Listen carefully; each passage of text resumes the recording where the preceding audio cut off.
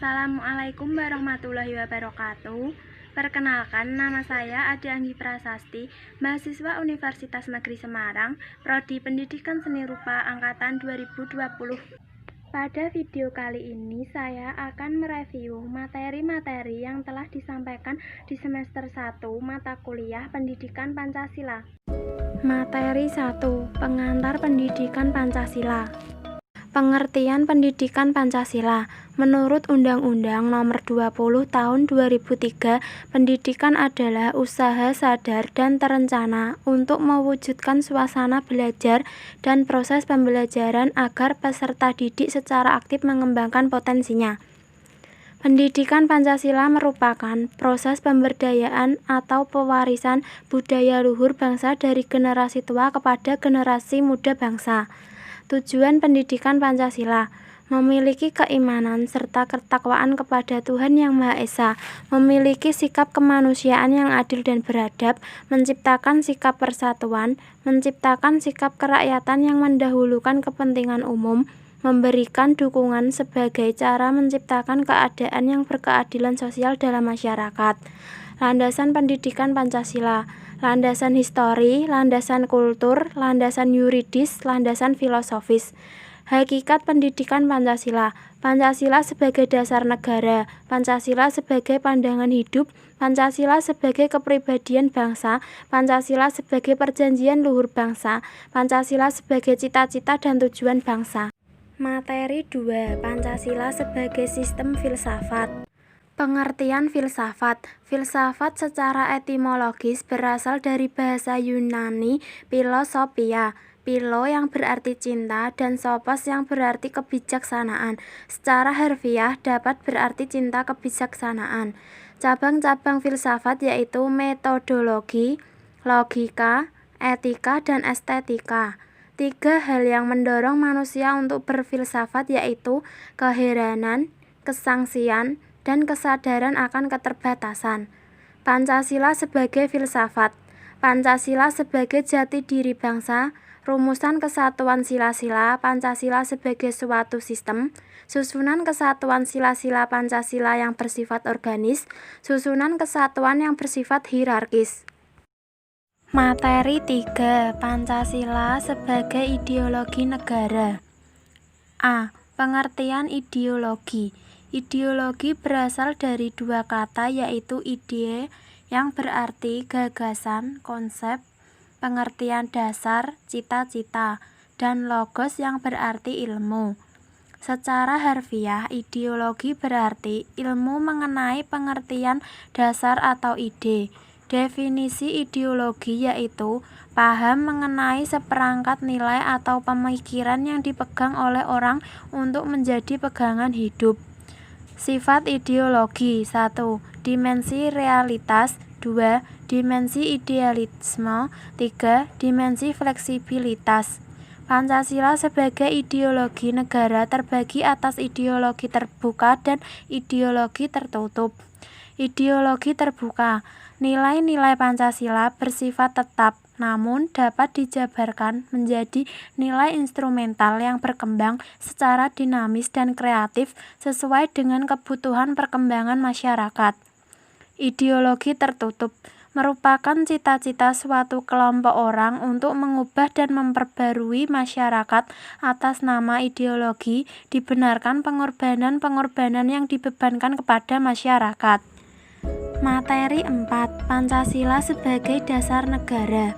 Dasar negara Indonesia dalam pengertian historisnya merupakan hasil pengumuman pemikiran para pendiri negara untuk menemukan landasan yang kokoh untuk di atasnya didirikan negara Indonesia merdeka. A. Hubungan Pancasila dengan pembukaan Undang-Undang Dasar Negara Kesatuan Republik Indonesia tahun 1945. Pancasila sebagai suatu cita-cita hukum yang berada di puncak segitiga yang menjiwai seluruh bidang kehidupan bangsa Indonesia. Hubungan Pancasila dengan Undang-Undang Dasar Negara Kesatuan Republik Indonesia tahun 1945 bersifat formal dan material. Formal karena materi pokok atau isi pembukaan Undang-Undang Dasar 1945 yang tidak lain adalah Pancasila. Implementasi Pancasila dalam kebijakan negara di bidang politik, ekonomi, sosial, budaya, pertahanan, dan keamanan. Materi 5. Pancasila sebagai etika politik. Pengertian nilai, norma, dan moral. Nilai, kualitas dari yang kemudian nilainya dijadikan landasan. Norma, aturan-aturan dan ketentuan-ketentuan yang mengikat warga masyarakat atau kelompok tertentu dan menjadi panduan tatanan pandangan dan pengendali sikap dan tingkah laku manusia. Moral, moral dapat berupa kesetiaan, kepatuhan terhadap nilai dan norma. Nilai dasar, nilai instrumental, dan nilai praksis. Nilai dasar berkaitan dengan tingkah laku atau segala aspek kehidupan manusia yang bersifat nyata. Nilai instrumental merupakan eksplisisi dari nilai dasar, suatu pedoman yang dapat diukur dan diarahkan. Nilai praksis merupakan perwujudan atau penjabaran dari nilai instrumental. Etika politik dalam kehidupan berbangsa dan bernegara. Etika sebagai pedoman perilaku dasar moral, yaitu nilai-nilai tentang apa yang baik dan apa yang buruk dan berkaitan dengan hak dan kewajiban. Materi 6. Implementasi sila pertama Pancasila. Aspek pendidikan.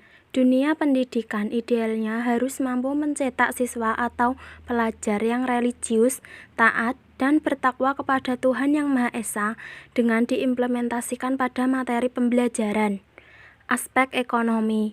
Praktek ekonomi harus selaras dengan nilai luhur agama yang berdasar keadilan dan transparansi serta tidak bersifat materialistis. Aspek politik. Kekuasaan atau politik harus bersandar kepada Pancasila, terutama sila pertama ketuhanan Yang Maha Esa. Materi 7. Implementasi sila kedua Pancasila. Butir-butir implementasi sila kedua yaitu menjunjung tinggi nilai kemanusiaan, berani membela kebenaran dan keadilan, gemar melakukan kegiatan kemanusiaan, tidak semena-mena terhadap orang lain.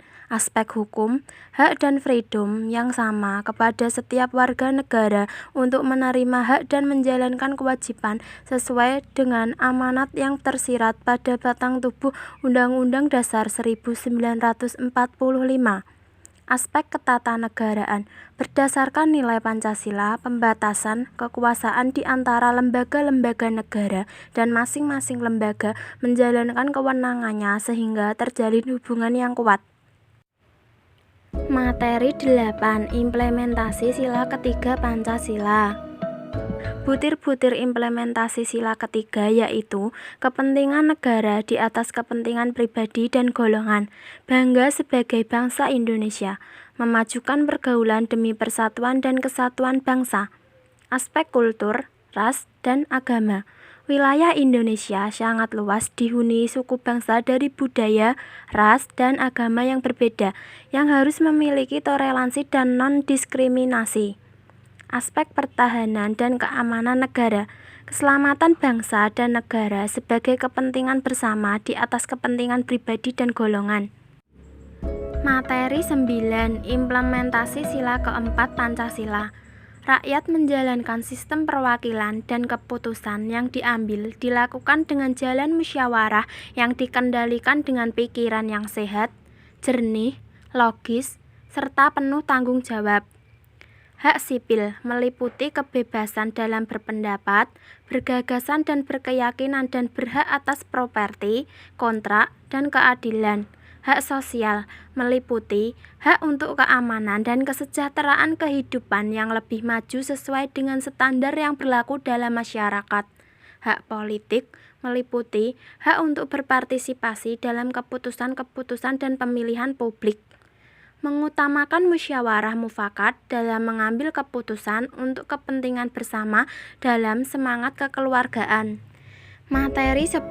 Implementasi sila kelima Pancasila.